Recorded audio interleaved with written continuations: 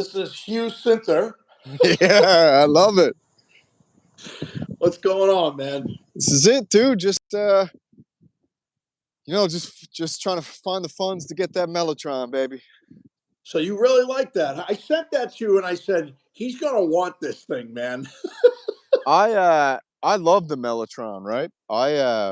Synthpunk sent that to me a while ago. He went to his buddy's house and played with it, and he was like, "Man, this thing is special." He played the bigger one, the mini, I think it's called. Yeah. The middle one, whatever. So he played that one, and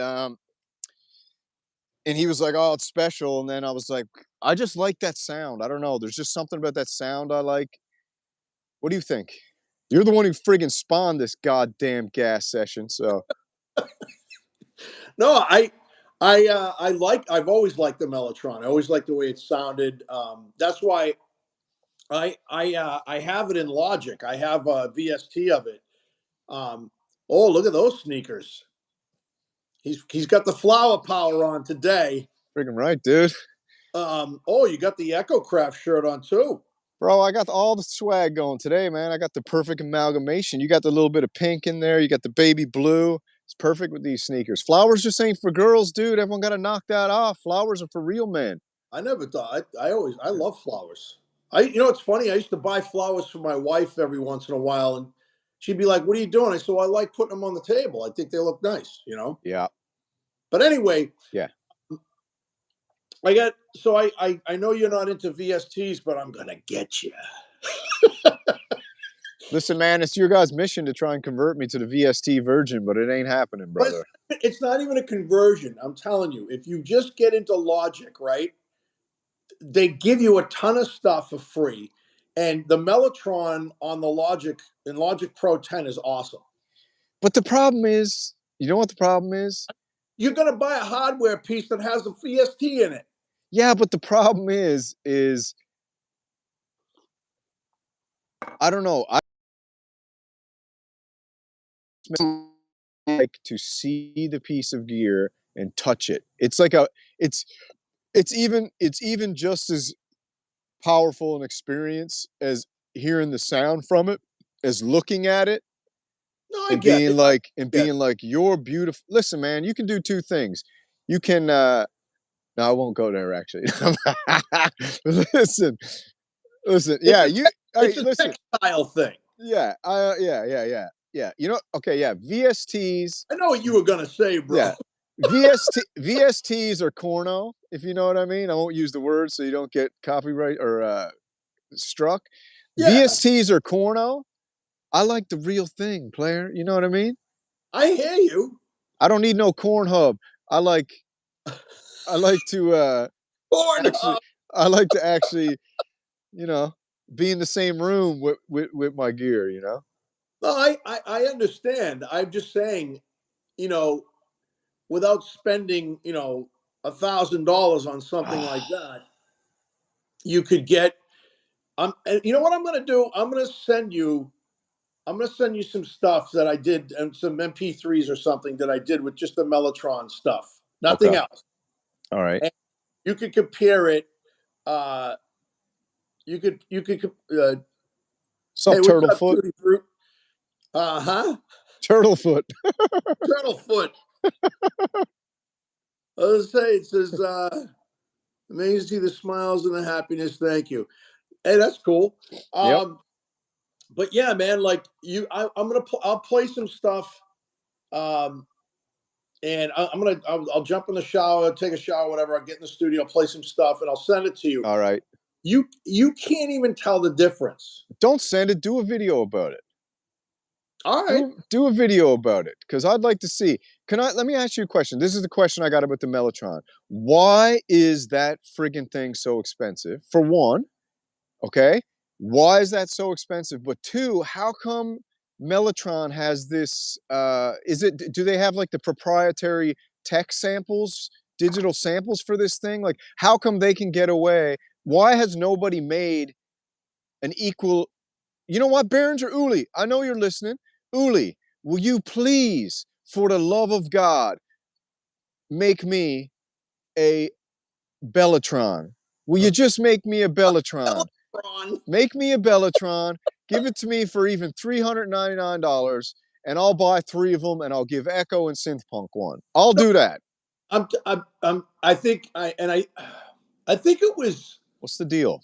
I think it was on Sonic State, or I'll try to find it for you. And they go through the history of it, and the guy that bought the company, him and his son bought the company.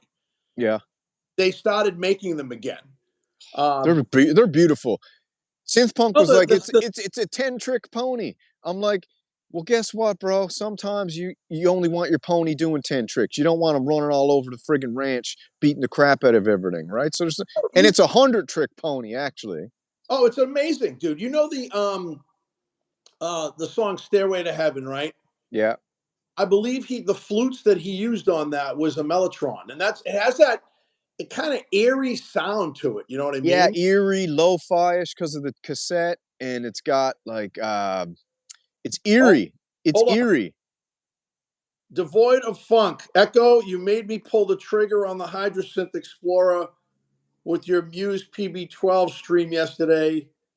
You have to pay half. Hey, Banana Rodder, aka Juice, Echo looking gangster as AF. Listen, man, this is the new guy, man. This is Hugh Synthner at the Synth Boy Mansion. I dig it, dude. I think you should be going on your days off, starting your day with the coffee stream at the Synth Boy Mansion, bro. I got to get a proper smoking jacket for that. Dude, on Fourth Wall, they got robes. You can make the robe. Make the Synth Boy robe. I know. You sent me a thing with the robes, and I'm like, I mean, this thing's wicked hot too, man. I'm like dying in this thing, but Synth gangster player, I love it. It's cool, man. But yeah, but why is the Mellotron so expensive? Why is that micro? Do they have some proprietary thing that they are the only ones with the samples? The ghetto. No, go ahead. Say that again. Do they have like the proprietary samples? Is that why they can charge so much? I think, yeah, that's the thing. Like when they bought, him and his son bought the company. Yeah. And what I'll do is I'll do a little history lesson. Do a little history lesson, and then play some samples from one of your keyboards. That'd be cool. Yeah. The Machines One. What's up, guy? Yeah, that's the thing. Like when you hear it, you're going to be blown away by it, because I love the Mellotron. I always have. I always thought it was an amazing instrument. But back in the day, you know, if you bought one, man, they had to be serviced all the time because it was all done with individual tapes. That's what Mark Doty was saying. He was like, man, this little micro is such an amazing piece of kit, even though it's like $1,000. He's like, but you got everything, man. You got all the Mellotron your heart desires, and you can. And I thought this was cool too. It's got MIDI friggin' in, bro. Yeah, no, that's awesome. And it's got aftertouch. So, yeah. But I don't know if it has polyphonic aftertouch. I think it just has aftertouch. The Big Daddy's got polyphonic aftertouch. I watched a video on that last night. So when I was at NAMM, I think I went by their booth, and they were there. Both the father and son were there. Yeah. But I think it was so slammed with people, dude. I don't think I'll try to find that video. I'll throw it in there too, because I don't think I got a chance to play it because the booth was just slammed, because I was in 2020 and they literally had, that's when they released it, re-released it. Mm-hmm. And I know that, what's his name? Nick Batt had interviewed them. I'm going to try to find that interview. Yeah. So I'll do a little homework today. And yeah, that'd be cool, man. That'd be cool. And people say, like, I know all the Mini Moog Model D fanboys say it's like a ayahuasca-esque experience playing that thing. And I've heard the same thing about the Mellotron. I've heard that once you touch it and play it on either a real one or even one of these new digital recreations, it's like, there's something real special about this. Hey, let me show the Machines One these kicks. Look at those kicks. Those are Nike too, huh? Oh, bro, they're Nike. And yeah, look at that. So I'm changing the name of my my website to Synth Drip. All right, Synth Drip is what I'm calling it. I'm buying the domain name Synth soon. Drip and Synth Hefner. Yeah. Synth Drip, and I'm figuring, I'm like, you know what? Why would I have my clothing site named Synth Samurai? Why don't I just name it Synth Drip and just make, in general, synthesizer clothing? You know? I mean, that's kind of a cool marketing name, man. Yeah, Synth Drip, baby. You know it. I like that. Yeah. Wait, it says mellows had to be repaired even when they were fairly new. When the Beatles used the Mellotron all over the place. Oh yeah, baby. These shoes are synth special, baby. You know that. Uh, keep it trippy. Yeah. Flower power I think he meant to say drippy. drip, keep it drippy. I don't know, man. That kind of sounds. Yeah, that's true too. Well, it is the friggin' synth boy mansion, you know, with all the synth ladies lurking around. That's what you got to call your synths, the synth ladies. You should do a stream where you just play your synths in the robe, you know, like Synth Hefner, straight up, and then call your dojo the Synth Mansion. And I'll play a little bit of Barry White in the background while Oh yeah, a little bit. Or who's the other guy? Who's the other friggin' make love dude? Marvin Gaye. Marvin Gaye, yeah. Who would have thought Marvin Gaye making a song about making love to your women, but his last name is Gay? Right. They're messing with us. Hey, how do you know that's what he was talking about? He might have been talking about guys. Oh, I think you're right. Marvin Gaye fans out Yeah. there gonna slap my ass. But anyway, Yeah.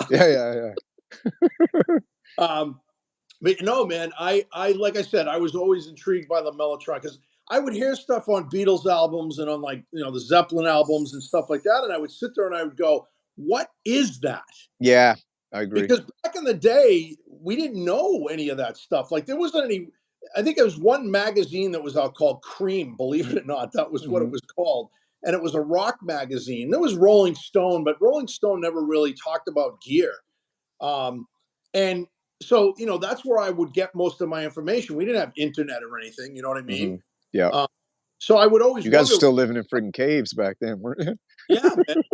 Well, it's like a friggin' an oil lamp and a book. You know what I'm saying?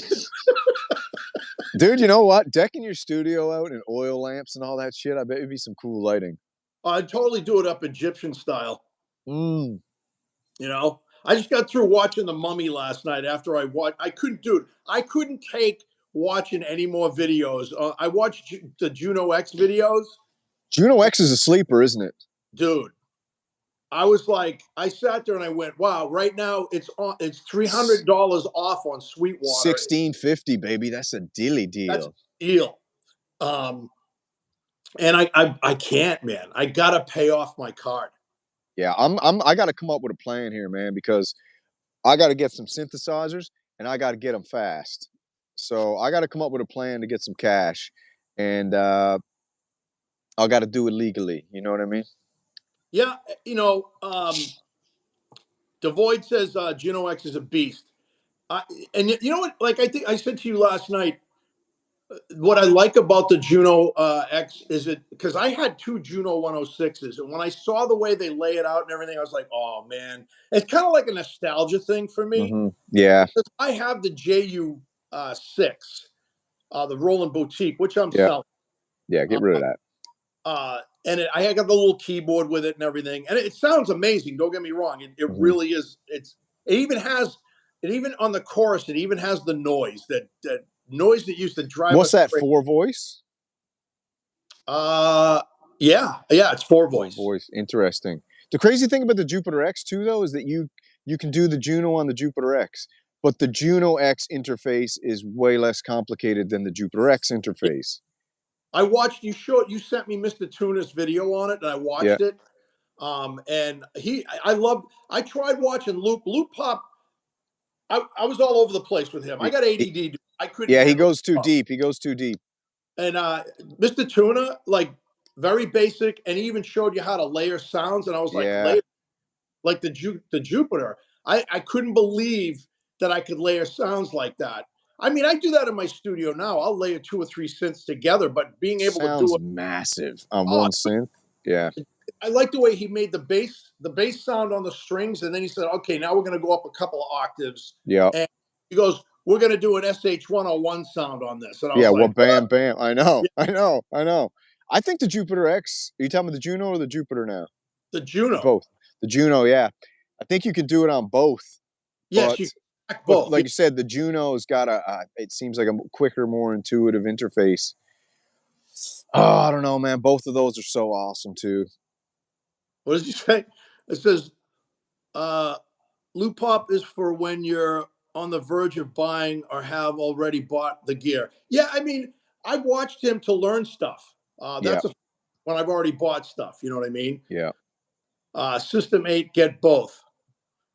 System 8, man. How much is the System 8 now? System 8, I think, is probably, if I was to guess, between 13 and 15, maybe.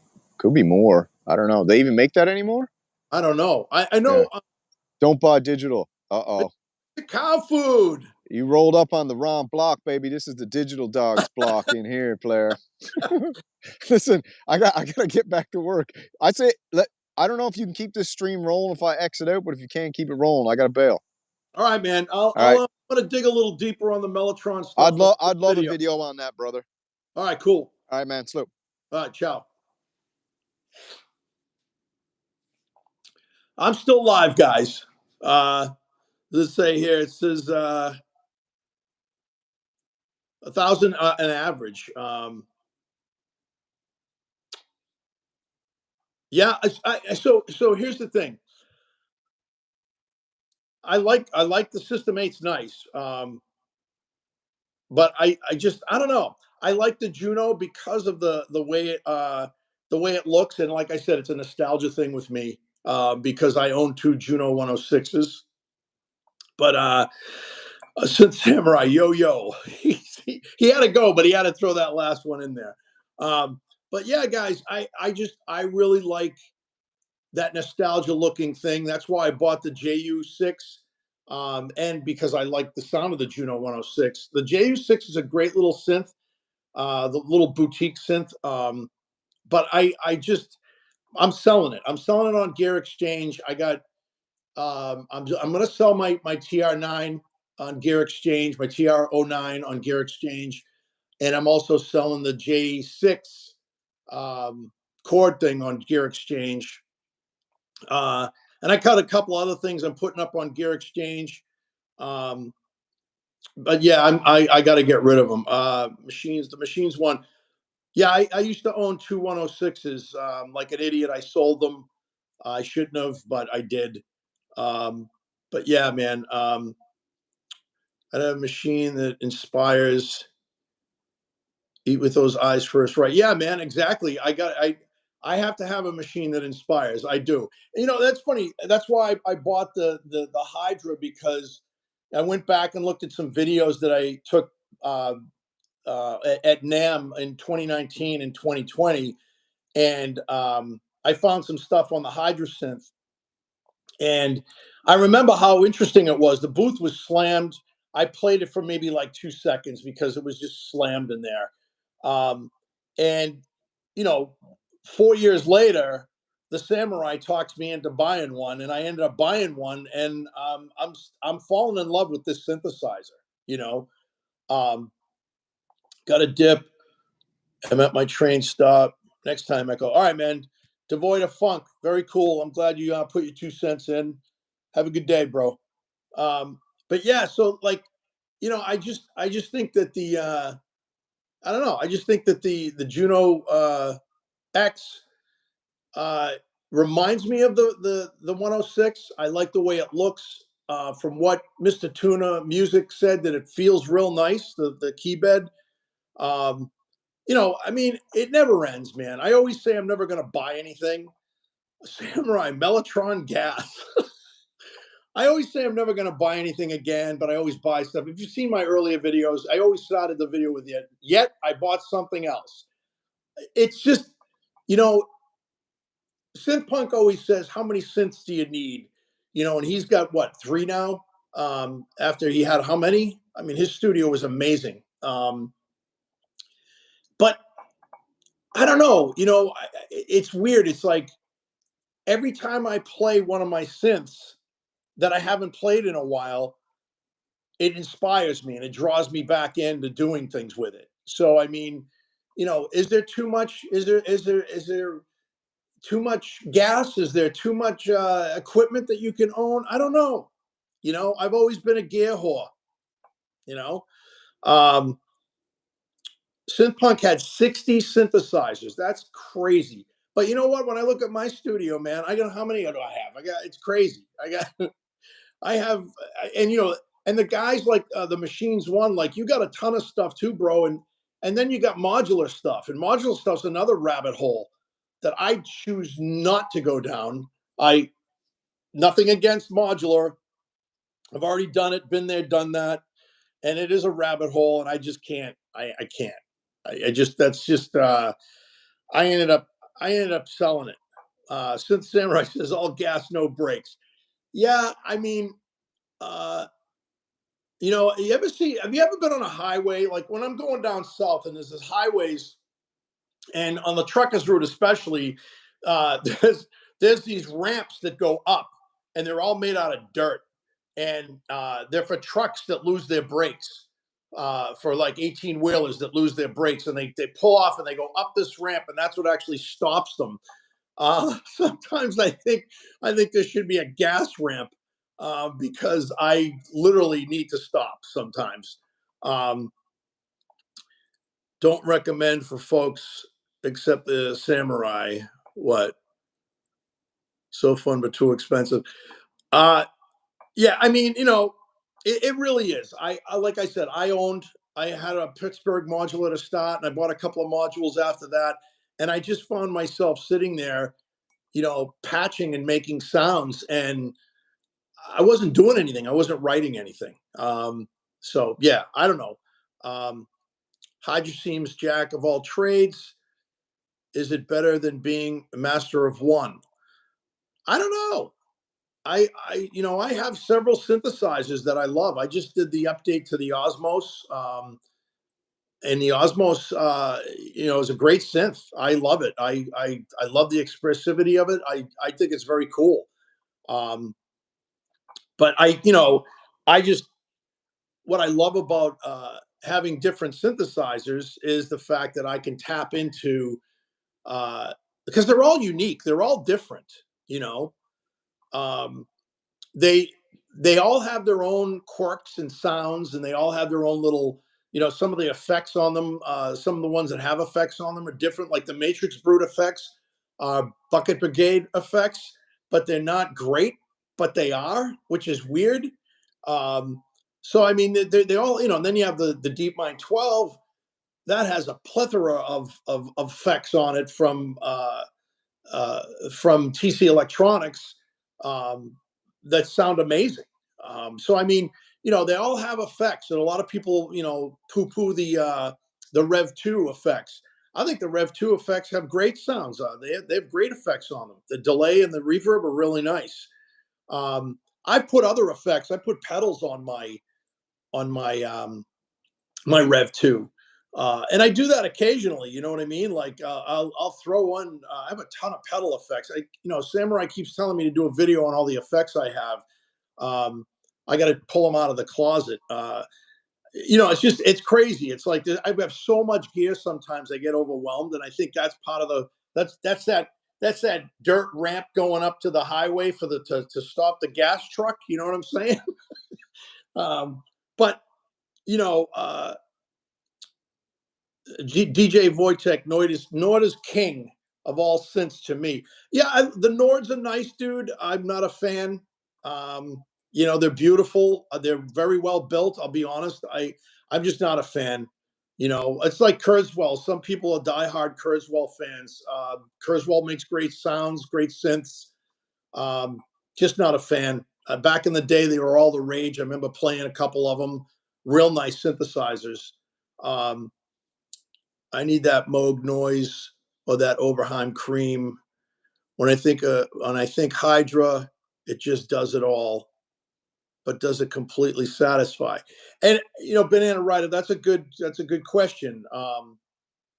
You know, I so I've been digging deep into the Hydra, and really listening to the sounds, and then I'm taking what I'm loving. I'm taking the sounds that I really like, or sounds that sound like crap, and I start making my own with them, doing arpeggiations and stuff. And I think it's a great synthesizer, man. It's all digital, but it does sound like uh, it does sound analog sometimes. You can get that warmth out of it, which is, to me, is crazy. The OP6 by Korg, or OP6. I've downloaded some sound packs for that particular synth off of LFO store, and I that thing sounds very warm. From what I understand, what lives inside those, uh, the wave state, the mod wave, and the op6 are Raspberry Pis, which I think is hilarious. That's what Nick Bat even said. That's what lives inside them. But to get them to sound warm and more analog, I think is pretty cool. So I mean, it's all, to each his own. Mr. Cowfood, are you still in there? Um, Nord Wave 2, any good? I again, Nords, they're a special synth for a special breed of person. I have a friend of mine, Mitchell. Um, he owns a Nord lead, I believe. Solid synth. Like I said, I've played one. They're solid. I think, and the I think it's the mod wheel and the pitch bend. It has a piece of wood on it, teak wood, and then the mod wheel is made out of stone or something. I don't know. It's very interesting. I um I own no Nords. Yeah, me too, man. Like I said, they're great, and good on the people who love them. That's cool. I have no desire. Um, Avoid the Noid. Uh, um, I mean, like I said, to each his own. A lot of people are diehard Moog fans. They'll only use Moog stuff, and that's fine. They're diehard Oberheim fans. They're diehard Roland fans. I like to mix it up because like I said, I think every synthesizer has its own voice. Um, it's just like guitars. My wife says to me all the time, "Why do you need another guitar?" They're all different. Every single guitar that I own is different. They all have a different sound, a different characteristic, a different shape, different body, kind of like women, you know. And that's the way I look at my synthesizers. They all have their different little quirks, their different sounds, and I really think that you know, I think that the Hydra is just a killer synth. I'm hoping that ASM comes out with something new because it's been a while. They really haven't done anything, so I'm hoping they're coming out with something interesting. Because I would hate to see them, go away. Because that happens to a lot of synth companies, man. They come out with banging stuff right out of the chute, and then all of a sudden they just kind of fade away. So I don't know how big of a company they are, um, but it would be nice if they came out with something new. Because I think they came out with stuff too fast. To be honest with you, they came out with the Hydra, then they came out with the desktop. The Hydra and the desktop were the two ones that they came out with, and then they came out with the Explorer, and then bam, they came out with the Deluxe. I think they came out with stuff way too fast, which is great for them. But I think, as a brand, I think they should have spaced it out a little. What's going on with Arturia? Who knows? I don't. You know, I'm pretty blown away at how Arturia did things. They come out with this Astrolab VST in a box. Sounds great. Love it. Not a fan. What can I say? Um, a lot of people say, well, the Juno-X is a VST in a box. Okay, whatever. I was less impressed with the Astrolab. Um, the the Polybrute 12 came out, and I watched a ton of videos on it, and it sounds amazing. I love the expressivity of it with the ribbon control and all that stuff. But I got to tell you, it's just not cutting it for me. I just didn't like it. Um, you know, Arturia should have come out with the Super Freak, or you know, the Freak, or they should expand on the Mini Freak series, because the Mini Freak is a killer synthesizer. I agree. Um, but yeah, so I got turned off by the Polybrute. I still have my gas radar up on the Muse. I think the Muse is going to be killer once they work all the bugs out of it. I know Mr. Cowfood, you said Marshall's is in the shop right now, and I did chat with Marshall a little bit. He said it sounds unbelievable, and he can't wait to get it fixed. He also owns a Moog One, completely different beast from what he says, but he says it should have been what the Moog One was. That's the Moog One should have been the Muse, basically. Um, uh, DJ Wojtek says Muse is awesome and there is no bugs. Well, there are. There are some people out there that have had issues with the sequencer, um, and the arpeggiator kept getting jammed up. Some people were complaining about the bubble thing, but that was like only one guy. I didn't see anybody talking about the stuff bubbling on the top of the synth after that guy. So I don't know. Maybe he just had a bad unit. I don't know. I mean, it happens. You know what I'm saying? Uh, you know, synthesizers, especially analog synths, are going to have issues. You know, um, that's just what they are. You know, um, but let's see. It says the Muse is like owning a polyphonic modular. I guess, yeah. I like the way it's laid out. I really do. That's why, you know, I was looking at digital synths after that. I was looking at the Jupiter X, excuse me, and the Juno, and I don't know. You know, I just think that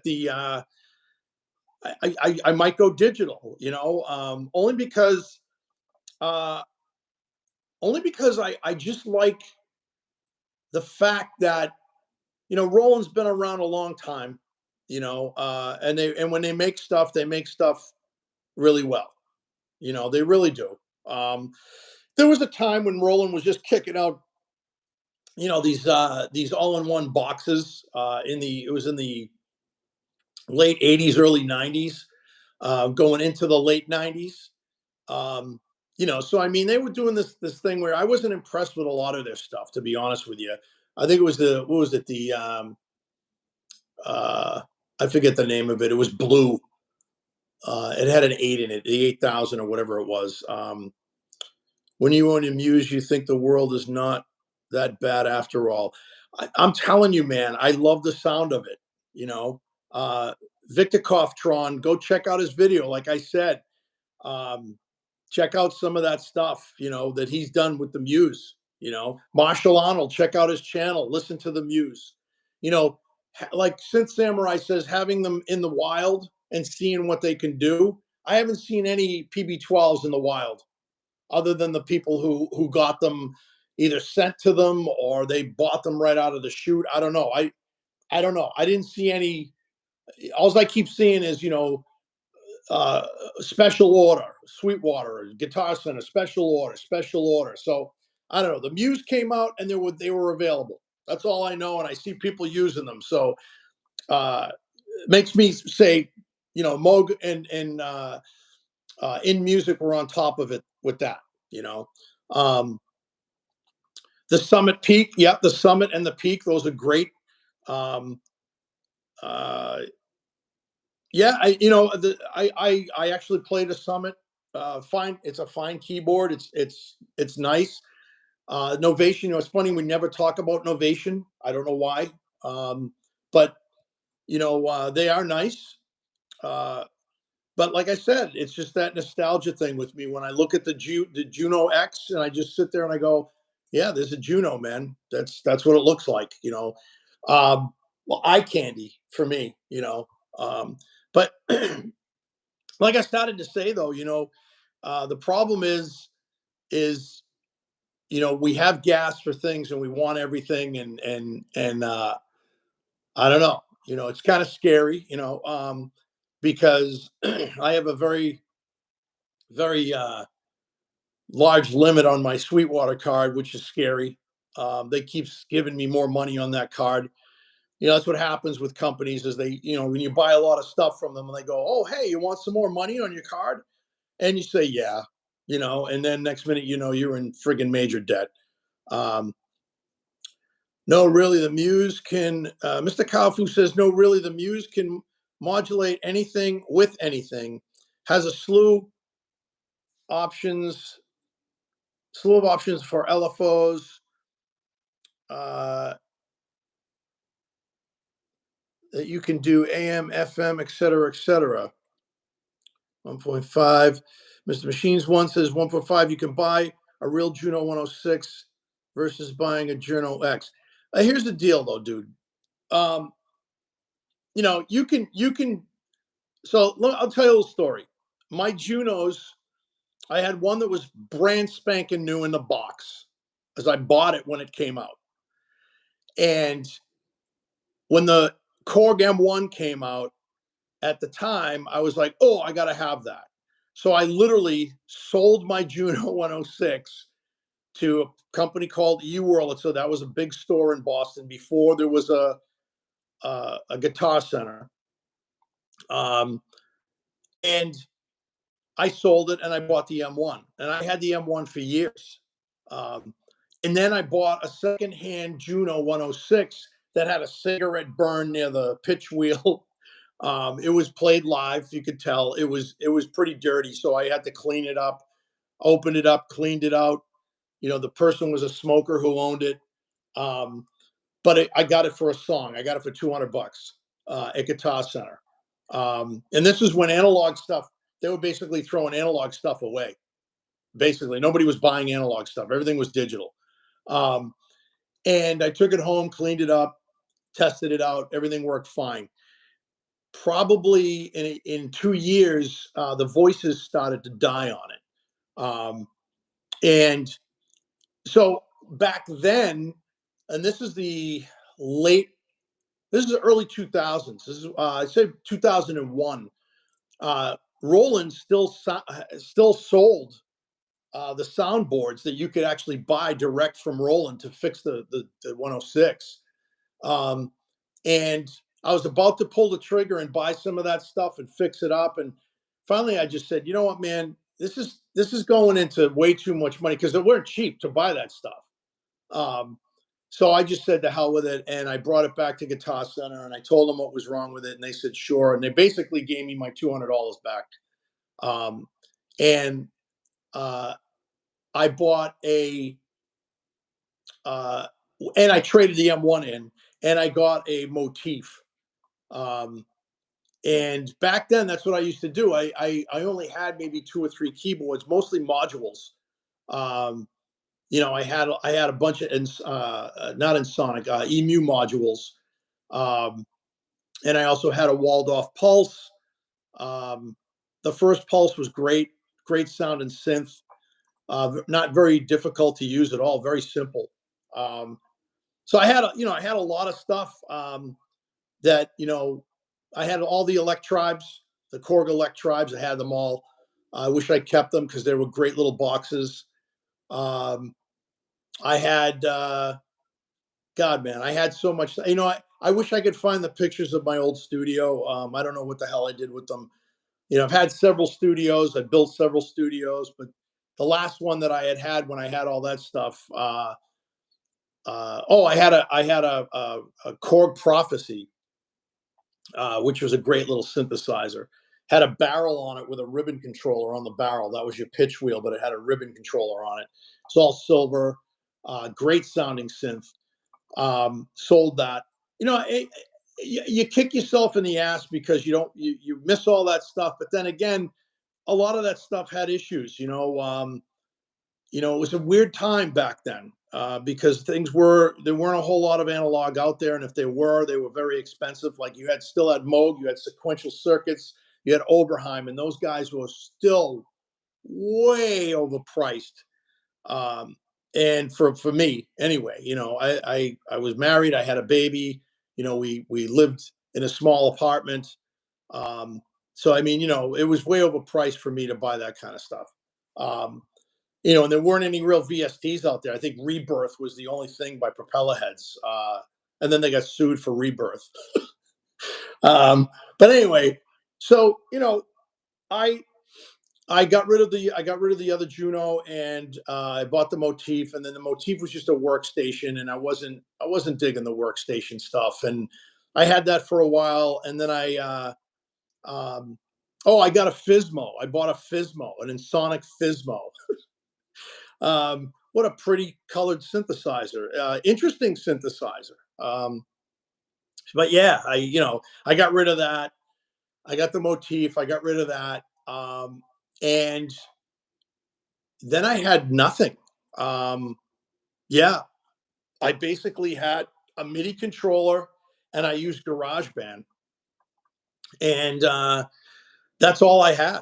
I got divorced, and I sold all my stuff, and then the Roland Volcas came out, and that was it. I got hit with the gas again, and I said, "Holy shit, analog's coming back!"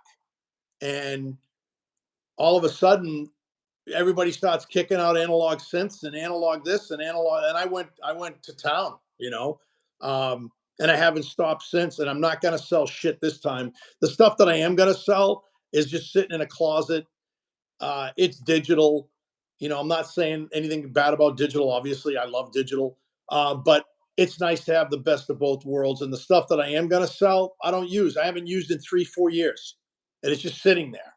Um, so I don't know. I've got a ton of Volcas, but I'm not getting rid of those yet. I love my Volcas. They're still sitting in their boxes. That's what got me started. So that's kind of a sentimental thing for me. I don't want to get rid of the Volcas. But yeah, I'm looking to sell the other stuff to maybe buy I don't know where I'm going to put the Juno or the Muse or whatever I'm going to buy. I don't know where I'm going to put it. I got to rearrange and rebuild and restructure the studio. Um, but yeah, man, it's gas, like the samurai says, all gas, no brakes, man, but every once in a while you gotta go when you're going down that hill, and you got a payload behind you and you can't stop, your brakes go, you got to go up that ramp, man, and slow down, so I got to pay off some bills and get that out of the way and sell some of that gear, and who knows what 2025 is going to bring. So anyways, guys, I really appreciate you jumping on. I'm glad I had a chance to hang out with the Samurai this morning. He got me out of bed. He said, "Let's go live." I said, "All right, let's do it." So, cheers. Going to finish my coffee, jump in the shower. I'm going to do some research on that Mellotron for him, and do a video. So, yeah, like I always say, stay frosty, stay creative. Peace. We'll see you in a bit. Ciao.